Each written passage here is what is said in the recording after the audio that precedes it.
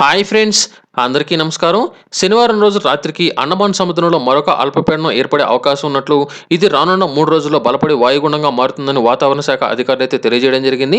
చెన్నై వద్ద తీరం దాటిన వాయుగుండం ప్రస్తుతం బలహీనపడిందని, అల్పపీడనంగా అంతర్గత తమిళనాడు ప్రాంతంలో కొనసాగుతుందని అధికారులు అయితే తెలియజేయడం జరిగింది.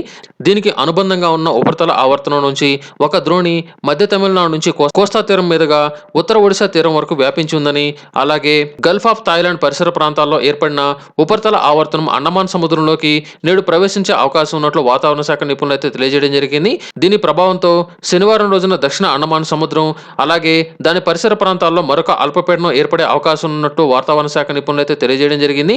ఇది పశ్చిమ వాయువ్య దిశగా ప్రయాణించి బలపడనుందని, ఆగ్నేయ బంగాళాఖాతంలో వాయుగుండంగా మారే అవకాశం ఉన్నట్లు వారైతే తెలియజేయడం జరిగింది. అనంతరం మరింత బలపడి తుఫాన్గా మారినట్లయితే ఈ తుఫాన్ను జవాద్ అని నామకరణం చేయనున్నట్లు వారైతే తెలియజేయడం జరిగింది. ఖచ్చితంగా రాష్ట్రంపై దీని ప్రభావం కొంతవరకు ఉంటుందని అంచనా అయితే వేయడం జరిగింది. దీని ప్రభావంతో రానున్న మరొక 4 రోజుల పాటు వర్షాలు పడే అవకాశం ఉన్నట్లు వారైతే తెలియజేయడం జరిగింది. ఈ నెల 17వ తేదీ నాటికి ఇది వాయుగుండంగా మారే అవకాశం ఉన్నట్లు కూడా వారైతే తెలియజేయడం జరిగింది.